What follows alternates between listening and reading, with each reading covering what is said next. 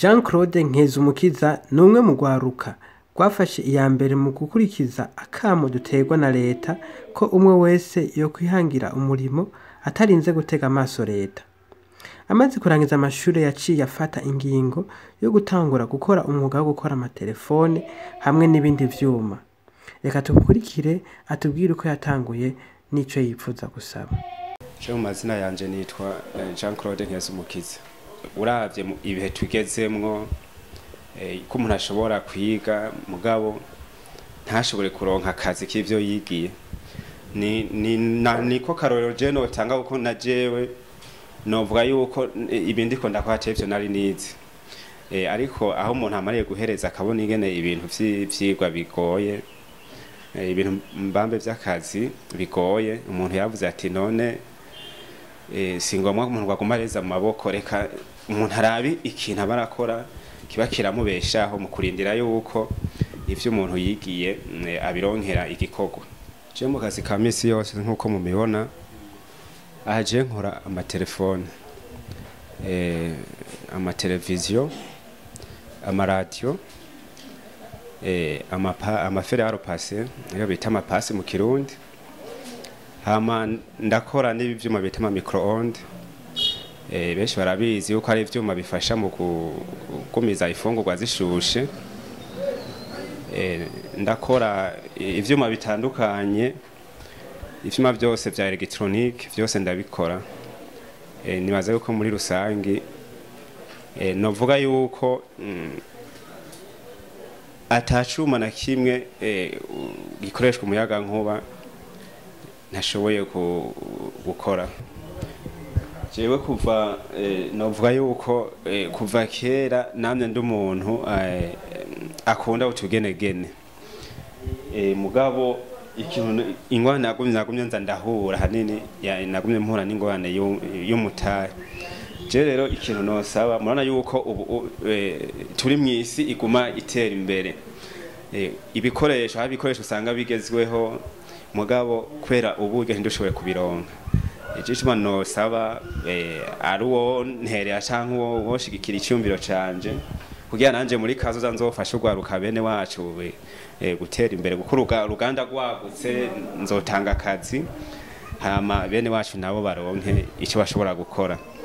Nosaba rero wafasha yuko yogerageza kampa nk'akarorero nk'ibi vyuma bigezweho hariyo nk'ibi amordinateur ubona ko telefone zishobora gukorwa kuri ordinateur hariho n'ibindi vyuma usanga umuntu akeneye nk'ibi bita amabrowe bifasha mu gukora telefone nk'iyo yaguye mu mazi hariho ibindi vyuma usanga bigeze ku bijanye n'ibihe vya none. Bijanye no kwakira abakiriya Jean Claude numwe mu gwaruka afise impano ikomeye cyane yo kwakira abantu bose ngo iyo bagiye bukeye kabiri bagoma bagarutse kubera yuko ari umuntu asanzwe yakira abantu neza cyane.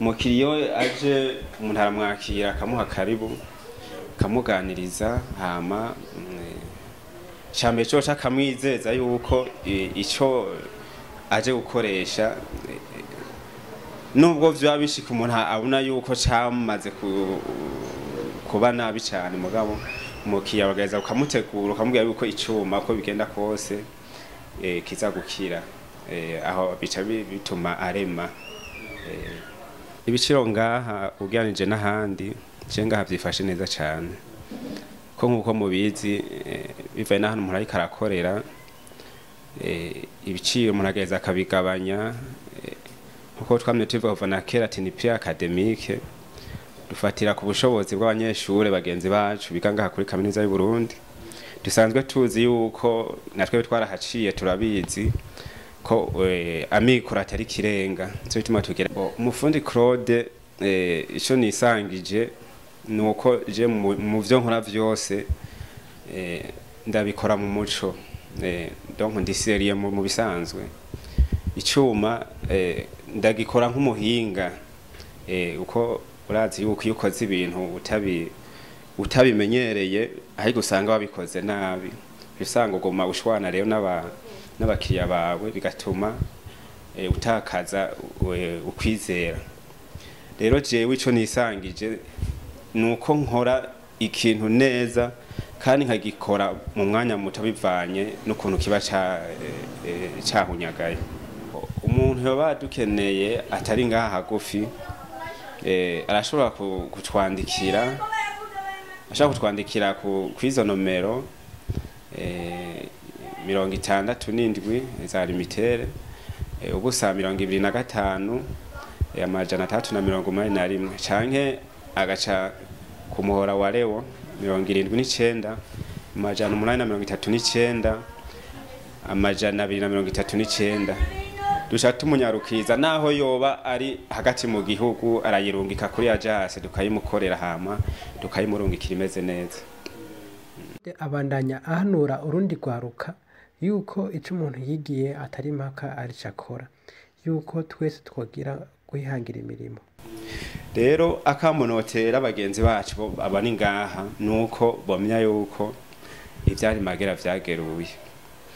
No kuvuga yuko ikera twari tuzi ko twiga tumaze rugasha turonka ubuzi bw'ivyo twigiye mugari ku busiko bikiri.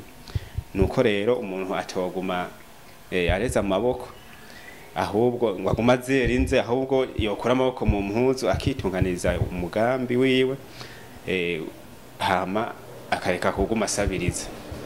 Nubwo naje ntovuga yuko hari umutahe munini mugabo ikintu nababwira gihambaye umutahe uhambaye uri mu mutwe. Ikintu ca mbere novuga ko ari umutahe ukomeye n'umutwe.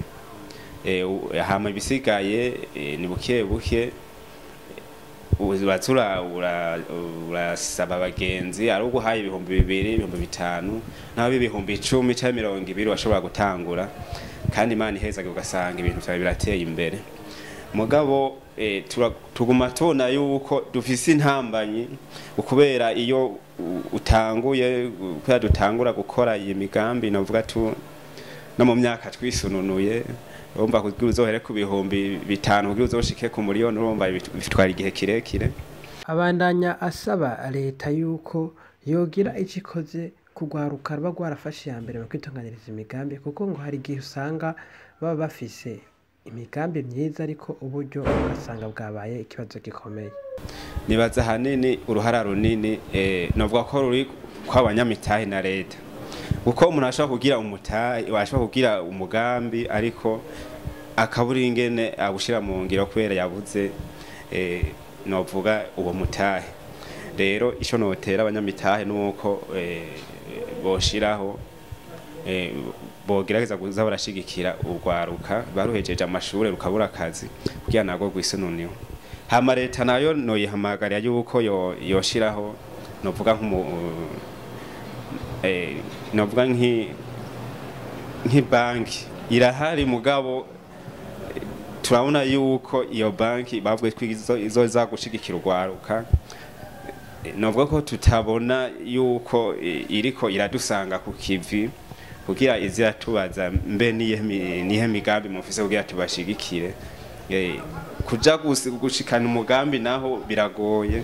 Cyo tuma twasaba yuko leta yo dushigikira ikamenya mbega abanyeshure bafise impano canke bakeneye kwitunganiza imigambi yabo bangana gute. Ko bamenyesha ko ico kiganiro cyashizeho na Bishop TV kugira ngo gishobore gutera intege ugwaruka gwamaze gutangura kwitunganiriza imigambi no kugira ngo abandi batarashobora kuronka ko kaje ko kwitunganiriza imigambi babonereho akarorero keza babahawe n'abandi. Twashaka kubamenyesha kandi yuko uwo bafise ico yipfuza n'uwo bashaka ko tumugendera yoduhamagara kwizo nimero ziri ngaha kwa ka video.